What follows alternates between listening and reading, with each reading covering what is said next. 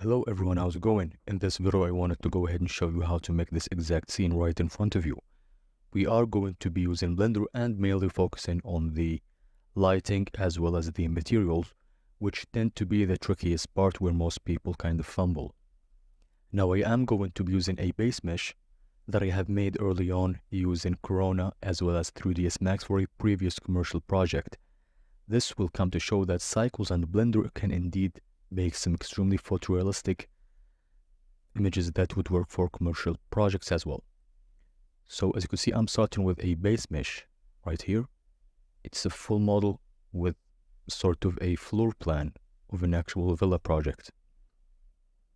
I am going to be hiding our windows, which will interfere with our lighting. Now windows are necessary, they are extremely important. However, I am going to dedicate a full, extremely short video in order to show you all about them. Adding our camera, making the focal length somewhere around 26-24 for interiors is okay. Don't worry about it. The distortion might work in your favor even in some cases, and it kind of helps with the actual depth of the image and the composition as well. If you have any issues with clipping, if you want to have your camera behind the walls, for instance, and kind of see what you are doing, feel free to use the clip start option. Now, do we use Eevee or Cycles? This is extremely clear for interiors as well as exteriors. Cycles still is king, especially with the GPU compute. If you have a nice GPU, the best option.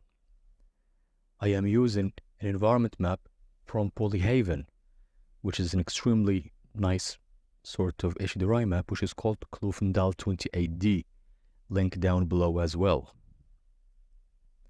Now, the thing that's extremely nice about this sort of HDRI is the lighting profile that it gives, as well as the shadows that it casts. The shadows are quite directional, but not too directional, right? So, in terms of exact scale, if you were to emulate this with a sun and sky, I would say around a strength of 0.3, 0.4, and a size of around 20 to 30 even, right? Now, after adding our HDRI, we have to play with the actual rotation in order to get a nice lighting angle. Play with this, this highly depends on what you want from the scene, and keep looking at the shadows it casts as well as the accents on the actual main hero asset, which is the bed in this case. Now, I really like the lighting and I'm going to keep it this way. Maybe later on change it a bit, but we have to add our base materials, and we're going to start with the floor since this will dictate a lot of the lighting and a lot of the AO. So what I'm doing here is kind of separating the base floor from my object, which plays the general global floor of the whole villa project, right? I'm using something from iMesh, which is called the wood floor, right? It's a nice texture setup, extremely nice, extremely versatile, and they have 3 of them for free. So feel free to go ahead and download that. Otherwise, you can use something from the Blender kit. Personally, I wouldn't go with this exact approach. I'm going to be using something such as Floor Generator. If you have 3ds Max, for instance, there are some alternatives to this inside of Blender, mainly add-ons, but in this case, this texture works just as well, which comes to show that iMesh assets are really well made. Now apply the same material that came with the iMesh scene to your plane. Now it needs some UVs, as you could see in front of you. So take your scene, and since it's flat, you can literally just press U and unwrap.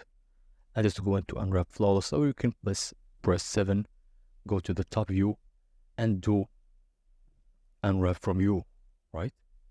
Now take this and scale it until it makes sense. Now in this case, I want roughly 10 centimeters in width for our wood floors or wood boards, right? Now it looks really, really solid.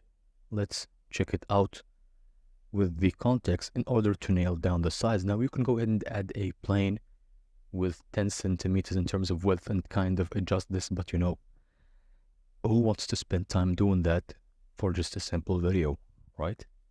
do this on your own case, but in this case I did not do it just to save up a bit more time. The video is already quite long. And trust me, you will want to follow along through a lot of it, especially the material section of it, since it's going to be extremely beneficial, mainly the fabric section. Now, as you can see, I'm just playing with the actual sliders that come with the material in order to kind of decrease the saturation, play with the color variation, as well as the hue. It has some really nice options to add some imperfections such as scratches, as well as dirt. So feel free to experiment with this and get to somewhere that you kind of like. Just make sure to not overdo it. We want a nice, neat archviz image of a brand new house, right? We do not want a worn out house with dirt all around and scratches. This can work, but in this case, we don't want this. Adds realism, yes, but does it serve the general purpose of the image? Definitely no. So avoid that instance. It's realistic to add leaks, however, who wants leaks inside of his house? Avoid that, don't do it. Now let's jump to our walls, which is also a really nice material setup. Here I'm going to be starting with something that is not an actual wall texture, but mostly a dirt texture, right? So I'm going to add a couple. This specific asset pack I have purchased from 3D Sky, right? Now, there are a lot of assets like this that are for upload free. You can go ahead and download them and use them. However, it's not as important as it seems. It just has to be the right sort of profile dirt, right? It says I'm not going to use it for color either way, just as a sort of mix, and I'm going to add my own colors, which is why I'm going to add a color mix map here. Use this as the factor and try to find some nice tones, I would say. I want some slightly warmer tones with a bit of green, as you could see in front of you. And drag and drop to the second actual mesh, to the second actual color slot, which is B, and make it way darker in order to get a bit more contrast. Now adjust this until you see something that you kind of like. Now this is going to be too dark, so make sure to visualize this with actual global illumination in order to see how it actually looks, right? Now it looks way too dark for our case, which is why I'm going to actually go ahead and move this to the side and add a couple of maps in order to actually help with the color for the moment. So again, I am adding a mixed color node, another one, and add the other dirt texture here and use something like overlay in order to add a bit more details as well. As you could see in front of you, a bit more variation, a bit more sort of dirtiness, I would say. And to lighten all of this out and reduce the actual contrast, which is a bit too intense, I'm going to add a gamma node and take it lower.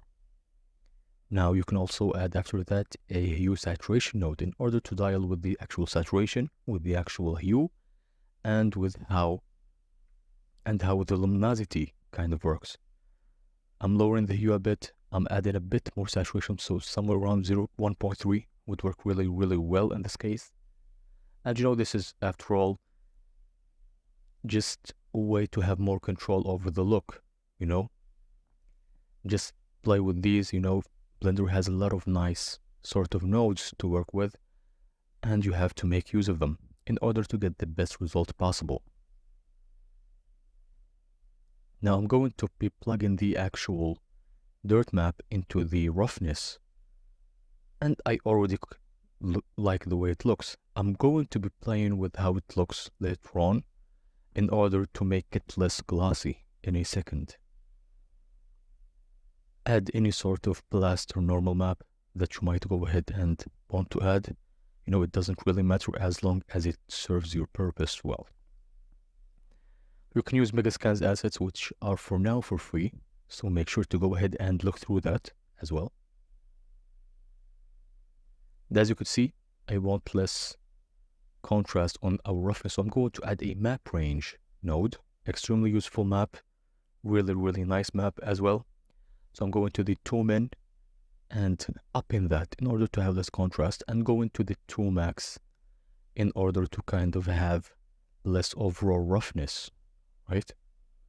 Now make sure to visualize this. Don't rely on the actual emission isolated node setup in order to visualize well. Now we are going to be adding our wood, which is extremely simple as well. Just a literal wood map, wood veneer map even, plugged into the base color. And that's practically about it, right? Now I might want to go ahead and play with the colors. Maybe add a bit of hue saturation and lower that saturation, but in my case I'm going to up it later on, play with the value as well, and just try a couple of wood sort of grains and see which one looks the best for your case. Or if this is already specified for you, make sure to use what's specified for you. A lot of actual manufacturers provide their actual textures for people to download, so make sure to go ahead and look through that as well. I think Eger actually shares some of theirs. I know for a fact that the wood floor that we have downloaded is provided by Eger to iMesh. This is written on their website. Now, the most important factor and the most interesting, I would say, moment on our tutorial, which is how to make really nice sort of shaders for the actual fabric, right, or materials. So we are going to be playing with something that kind of emulates how sheen should work. Now sheen doesn't work as intended inside of Blender. It does work as intended, but in our case we want even more, so we are going to be adding a light fall off map. As you could see,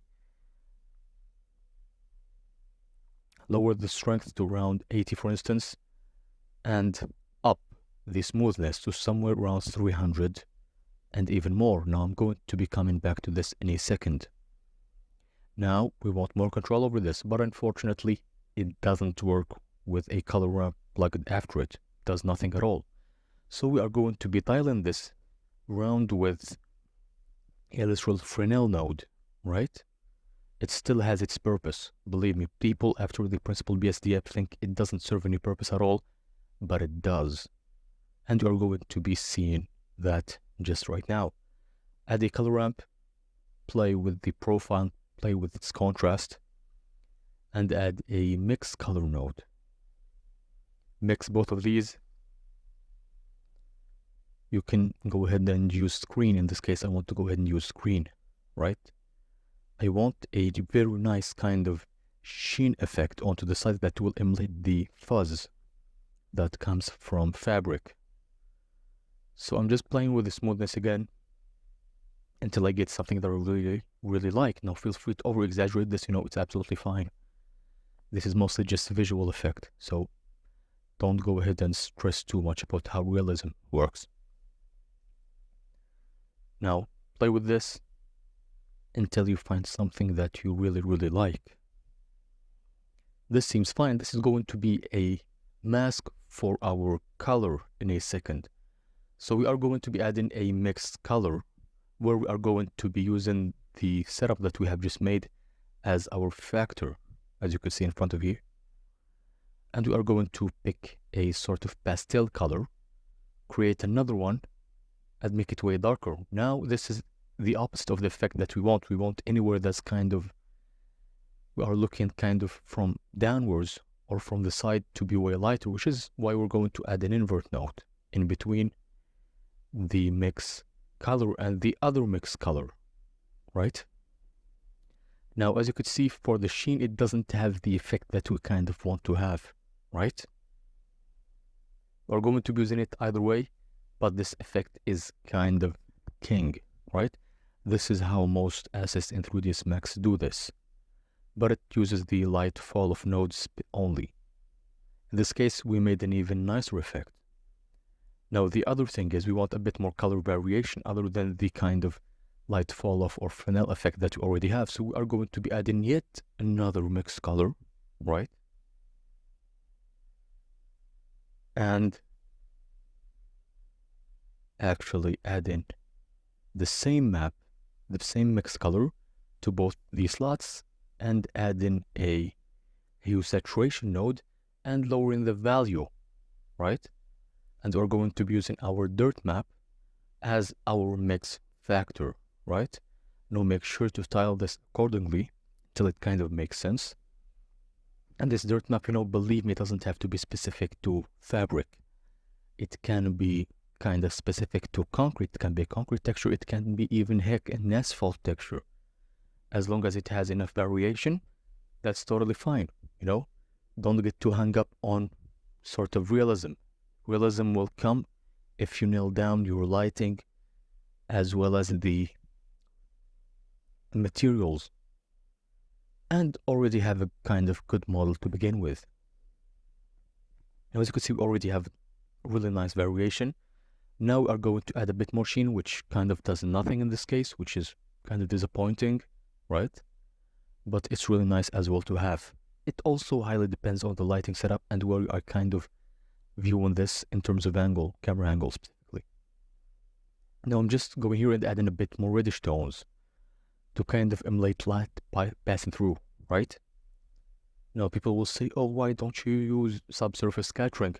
Because that's a horrible thing to do for sort of furnitures, right? Why would you go ahead and just overcomplicate things? You really don't have to. Now I'm also going to be using a fabric texture in order to get the bump that we want. Now all of these materials you can go ahead and access through something like a Blender kit and download it off of the web.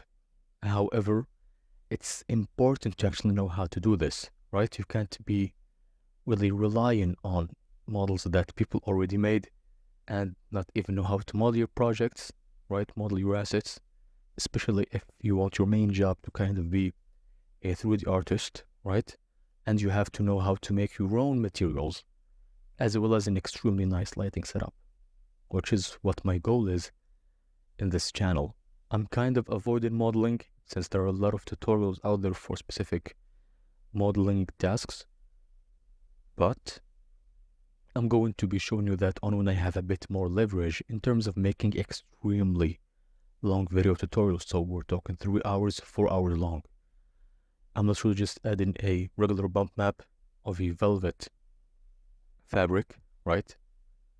And trying to get it a bit less intense than you would think would make sense, but in this case, it's more than enough.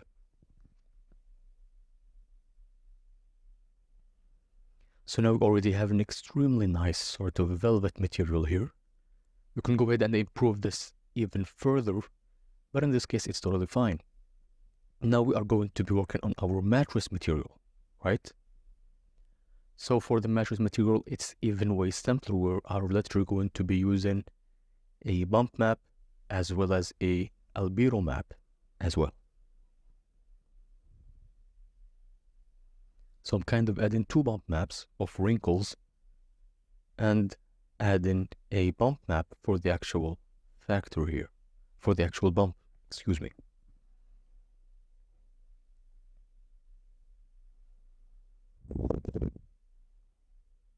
Now I'm going to also be adding an albedo map, right?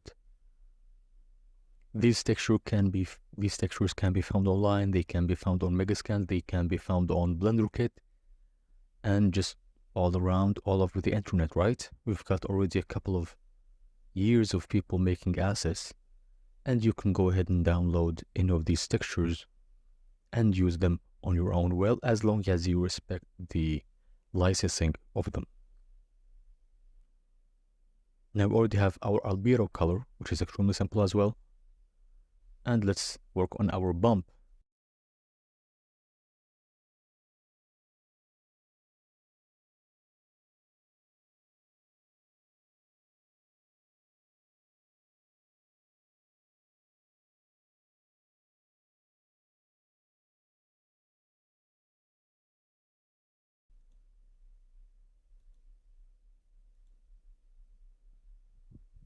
Now, as you can see, I'm just kind of mixing in between both of these, right? Trying to just get a nicer kind of setup. As I mentioned, I want my base to actually be the literal wrinkles and a bit more kind of finer micro details for the actual threads of the fabric.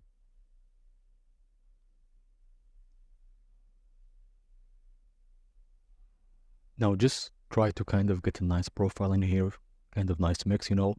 There are no tools. You can go ahead and use the screen. You can go ahead and use the overlay. I like to use the overlay a bit more. You can use the mix as well. You know, as much as it looks kind of okay, just go ahead with that, right? Playing with the strength. You know, being more subtle is better than being a bit more intense, always. It's all about the subtlety. You don't want the bump to look ugly. Now we are going to be using the exact same material that we have made for the other parts. You know, this should technically be a different material, right? But I do not want this video to be 10 hours long.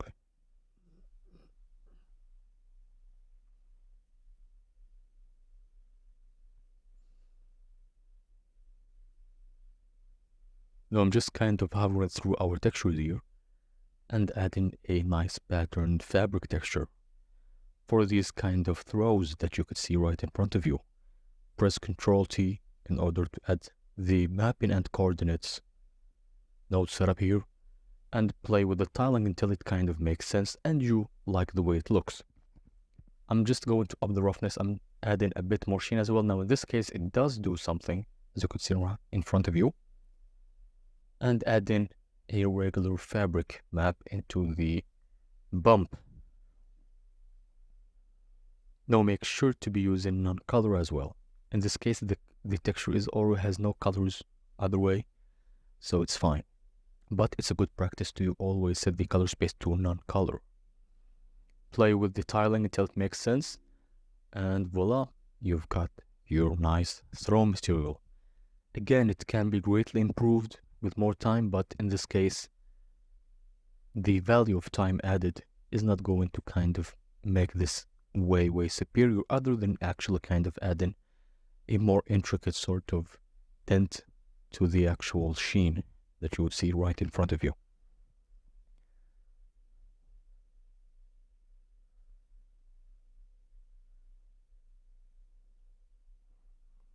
Now already I'm really liking the effect that we kind of already have here, right? And for the actual carpet, I want to go ahead and have a similar material setup to the actual velvet material that we have also on the bed stool, but a bit more different and way lighter as well, in order to have a nice kind of contrast, right? Not too different, but different quite enough in order for people to kind of distinguish the both of them. So I'm adding sheen set to 1. You don't have to, but you can for carpets. And I'm going to be copying the albedo map setup fully and plugging it into the same slot that we have plugged it earlier on. Adding a base color here and adding a hue saturation node as well. Setting this up to somewhere around 1.5, 1.9, 2, even more. You just don't want the value to be 255 on the red, green, and blue channels as well. Somewhere around 220 is a good point, and this is the most you should go for, right? Now, I'm going to also be adding a dirt map, right?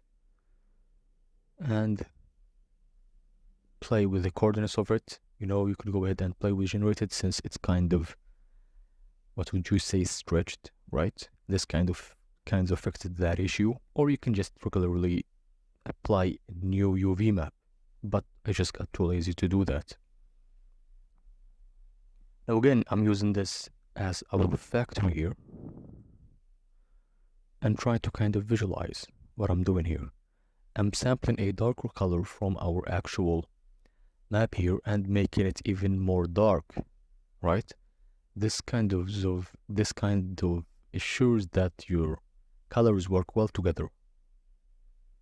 Now I want this to be a bit more lighter even, right? Which is what I'm going to do in a second here. Now again, I'm using our bump. It's really simple, but I really don't like the way it looks, which is why I'm going to delete it and substitute it with something else. Now, as you could see, I'm going to add a noise texture, our beloved noise. Add it here, and again, it seems stretched. So Control T again, right? And use object instead, which gives us a nicer result, but way too small. So make the scale way smaller than it was. And you can use this as the actual bump, but you are going to go ahead and have to tessellate this well enough. Tessellation is not correctly set up, or you can go ahead and get into adaptive subdivision, but this is too much work for the actual carpet, which in reality wouldn't have too much bump since it's supposed to actually be kind of smooth. So it wouldn't benefit us as much in this case, but for more sort of displaced, quote unquote, fabrics or kind of wool carpets, this should be done using displacement, not a bump map. Carpets have to have displacement if they need so. Now we already have quite nice scene, but we have to work a bit more on the materials as well, right? So I'm jumping down to this actual sconce, is it called? I'm not sure what the specific name for wall lamps should be. I think it's sconce, right? So I'm adding a wave texture in order to emulate anisotropy. I'm not going to even attempt to get it to work using the principal BSDF in the effect that I kind of want it to look like exactly. But the wave texture kind of gives us this nice rounded off kind of anisotropy effect, right? You can go ahead and do this with way more complicated setups. You can even use maps that have this, but in this case, a wave texture would do this just as well.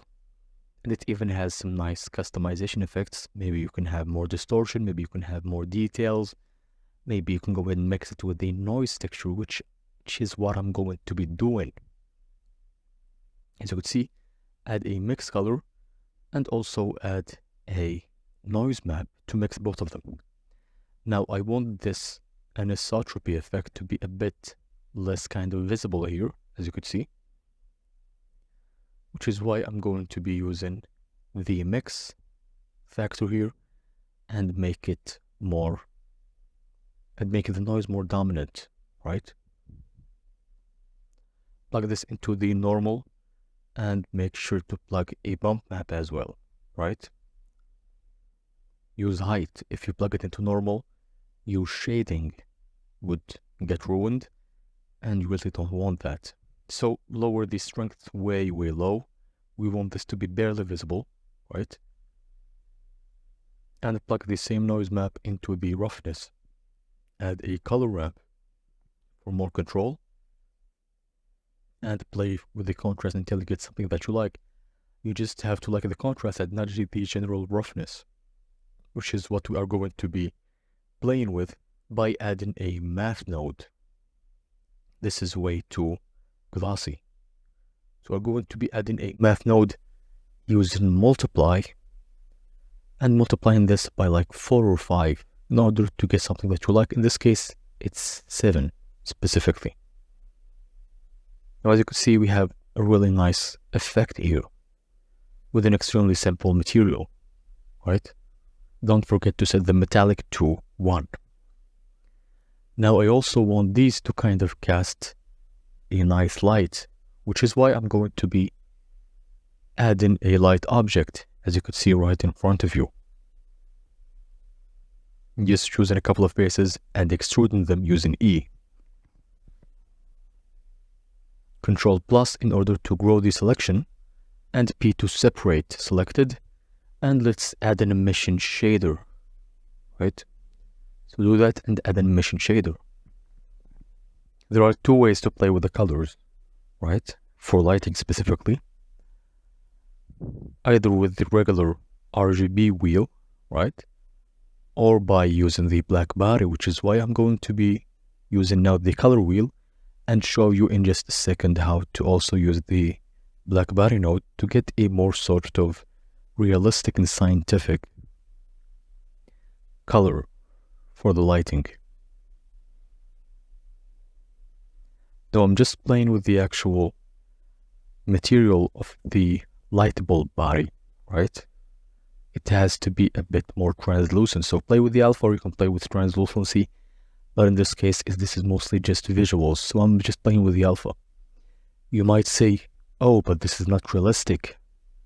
You know, who cares about realistic as long as you have a nice image, honestly.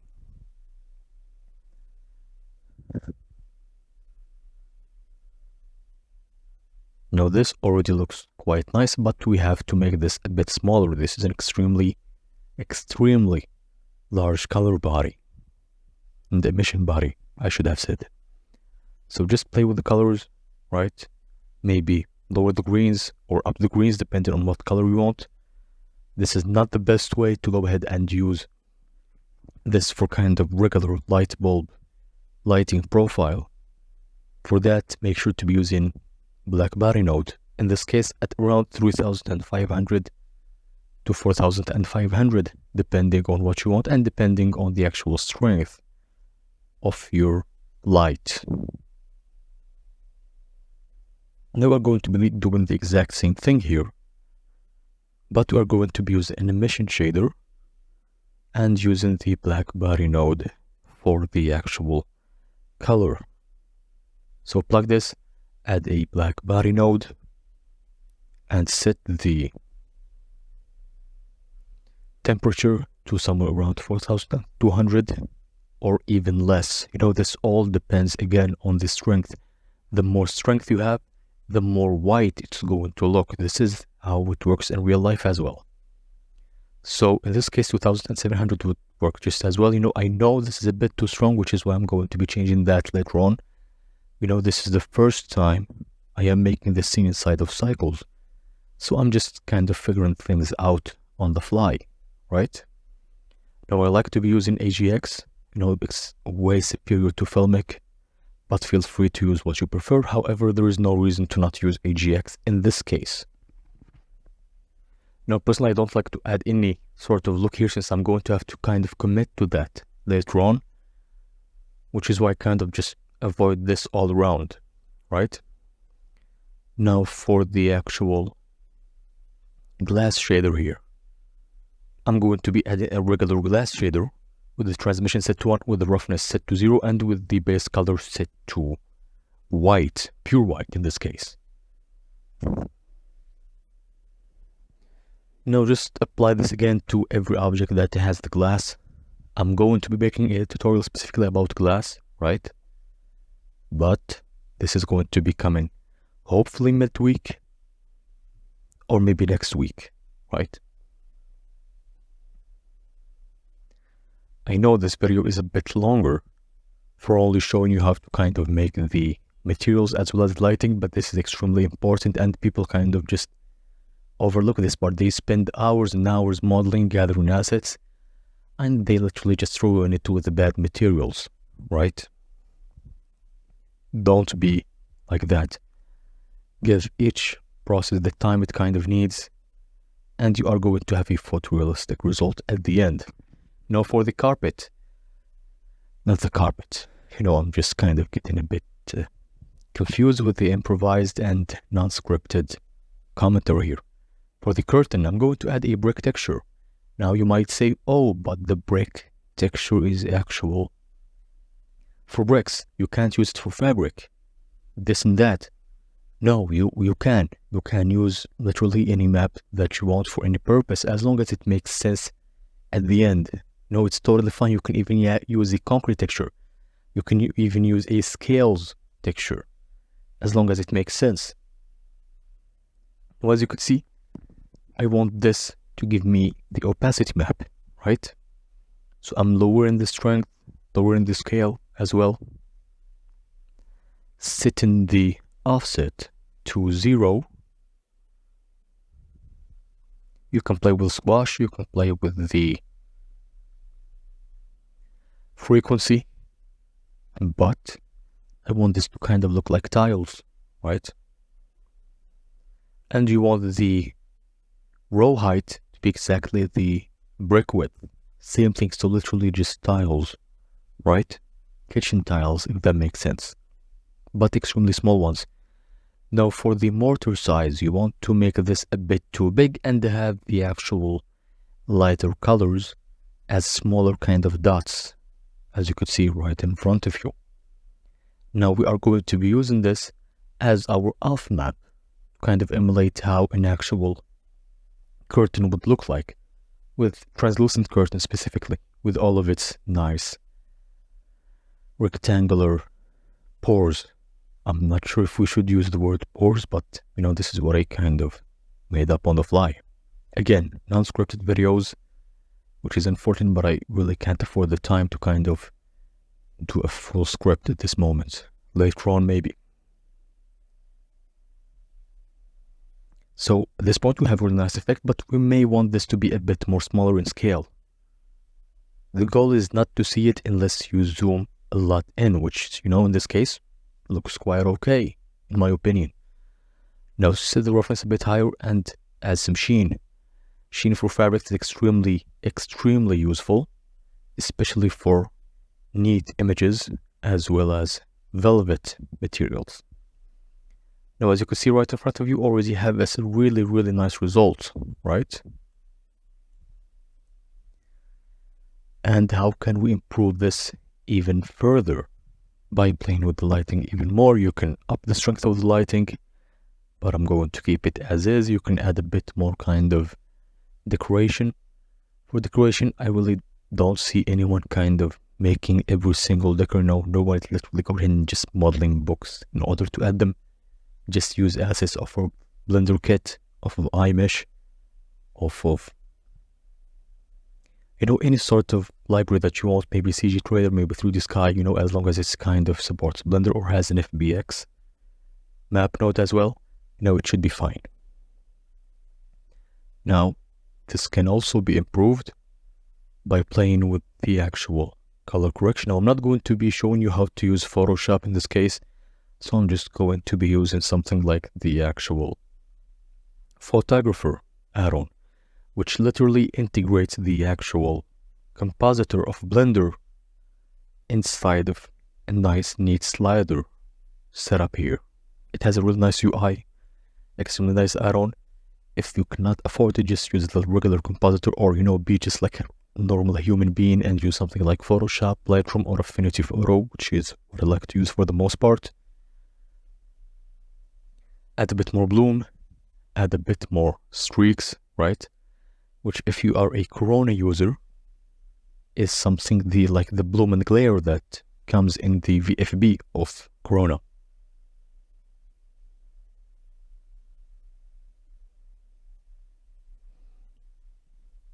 Not a VFB, you know, that's V-Ray frame buffer. FB, I think. I'm not quite sure the exact name, so, you know, just kind of improvise with that again.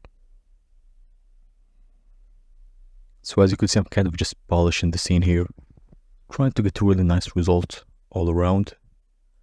And yeah, we've got a really nice result. Make sure to not trust the film grain, since it works on the actual resolution, depends on the resolution. And we've already have got a really nice image, right? In less than 40 minutes of material optimization, you can again add a bit more depth of field, right? Select our hero object, which is what we want to be looking at, and the value of 2.8 in the f-stop is way too much, so try something like 8 and try something like 16, right? Just get it to make sense. Don't go too low, don't go too high, just make it make sense. And as you could see, we've got a really nice image that would benefit so much more by spending a bit more time on adding more decorations, adding a bit more colors, maybe adding a small plant, just trying to get a bit more colors, maybe working on the exterior context, right? but it already looks quite nice. It looks realistic as promised. And it should render very, very fast since we don't even have our windows on. Now, if you found this useful, feel free to subscribe, to maybe like the video, share it with other people that are willing to use Blender for ArcViz. And if you have any questions, drop them down below. And until next time, take care.